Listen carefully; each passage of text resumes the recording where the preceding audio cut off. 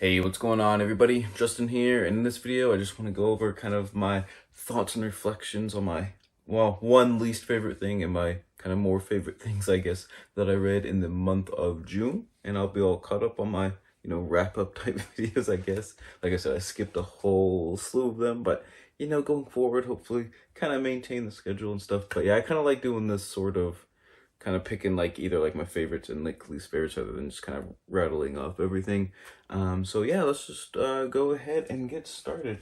First up, we'll just go with the one that was like a pretty big disappointment, not gonna lie. It's actually The Sixth Extinction, An Unnatural History by Elizabeth Kolbert, author of Films from Catastrophe. But yeah, I think this one, I don't know why I just read off. For some reason, I thought that was like a subtitle. I wasn't even thinking. But yeah, that's just how I felt about this book. Just kind of blank, just vague. I don't know.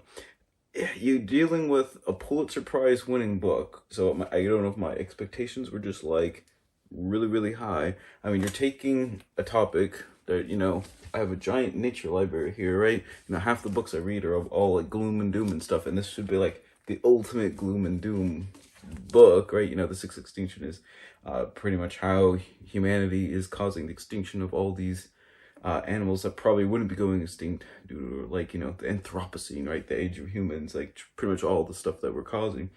So there's tons of material to work with here, and it's just a lot of the stuff was just, there's so many gut-wrenching stories from all this stuff that I've like read. All this just in here was like really middle of the road meh stuff, I guess. And a lot of the times when like the author put herself into it, it was kind of like a little like underwhelming, I guess, with like how cool it was.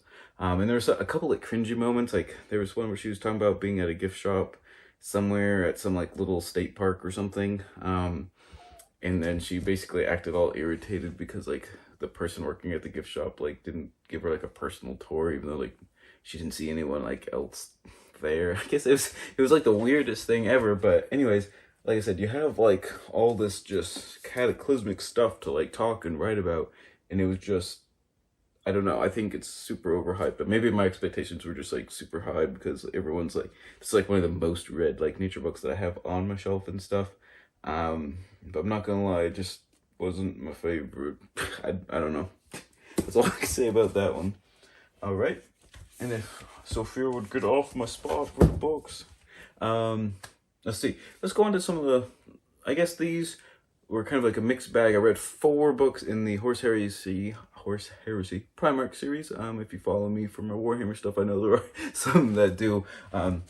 Finished 4 of them out of, I think there's supposed to obviously be like 18-ish books in the series. I finished, let's see, going in, I guess, chronological order when they were published. Let's see, Lehman Roos, The Great Wolf. I guess I'll put the pictures up there right there. Magnus, Master of Prospero, Perturabo, Hammer of Olympia, and Lorgar, Bear of the Word. And they're kind of a mixed bag. This series as a whole, I think, generally has a pretty good trend. Like, most of them are pretty good. The only one out of this batch that I would say was kind of like not so great was Lorgar, Bear of the Word. I'm not like a huge fan of Lorgar in general. If you don't read Warhammer stuff or Horse Heresy or 40k stuff, just go ahead and skip ahead to the next book. But anyways, yeah, I didn't like that one very much. I will say I loved Magnus, Master of Prospero. Thought that one was really good. Lucy Lehman Roos was kind of like middle of the road, but the interactions and obviously the fight with Lionel Johnson was really cool. But like some of the interactions like earlier on and stuff, I thought were pretty well done. And Perturabo, I do kind of like Perturabo, but you get a really good kind of like, I guess, like mindset for like why his like thought processes are sort of the way they are, I guess. So I definitely enjoyed that one as well. So overall, 3 of them were really good reads. One was kind of but anyways, I read 4 of those in that series. That might be like one series I finished in the Warhammer universe. All right, let's go on to my favorite audiobook of the month, and that was Coyote America by Dan Flores. I thought this one was a tremendous work, for real. It kind of goes over the history of coyotes in the United States, from pretty much the earliest like historical like musings and writings from like the Spanish explorers and like missionaries and stuff out west and things, and also deals a lot with the sort of science behind coyotes, as one of my cats tries to knock over the ring light. But a lot of the science and biology of coyotes as well. And then a lot of the book kind of deals with just sort of how coyotes are a cultural icon. You know, just for example, you know, some people call them coyotes and some people call them coyotes, like I do. And there's like that whole, he actually goes into like the etymology of like kind of different perspectives on why this is so. And I thought that was actually really interesting. Just as kind of like a little tidbit and stuff. But yeah, kind of just our relationship with coyotes and why historically we've not been very nice to them. Trying to like eradicate them, kill them with like strychnine, all kinds of like, you know, nasty poisons and stuff, and why they keep coming back and how like, you know, just like resilient they are and things. I thought it was really kind of well done. Like I said, it kind of gives you a good perspective of kind of the different political and environmental like mindsets that people have in different parts of the country regarding animals such as these. We have coyotes where we don't have wolves in northern Maine, but we do have coyotes and stuff, and I like them. Like I never had a problem with them. So anyways, I encourage you all to read Coyote America if coyotes are something you're interested in, for sure. All right, and that leaves my favorite book that I read. I don't know. It probably didn't make a lot of sense. My physical reading book. And it was, this one actually was a real treat. It was Improbable Destinies, Fate, Chance, and the Future of Evolution by Jonathan Lozos. And this is all about convergent evolution, and whether basically the underlying principle of the book is, you know, is evolution like completely just random chance random, or if you have like the same conditions, right? So if like, you know, the history of Earth repeated itself like on, you know, an identical planet or whatever, would life kind of tend to evolve in the same ways?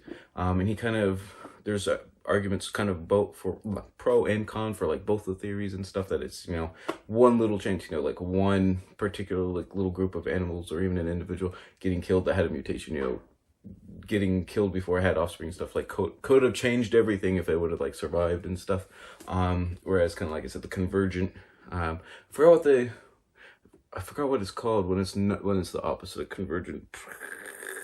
I guess I was just hoping like it was gonna be on the back of it, like right there. But anyways, the author actually does like some of the experiments that he writes about in the book, which normally kind of tends to be kind of like a chest pounding, oh look how like cool I am with like this type of thing, whatever it happens to be. Granted, however, he does it in a really like kind of humorous, humble way, like with lizard catching and stuff. So it's actually really well done. But he does profile a couple other scientists and experimenters that are kind of doing things to kind of show that there is like kind of the history of adaptive radiation for different animals. Just for example, with his is like kind of like tropical lizards and stuff, and how you know, there are different niches on islands. For example, lizards that live on the ground, lizards that live in the grass, and like lizards that live on branches and stuff.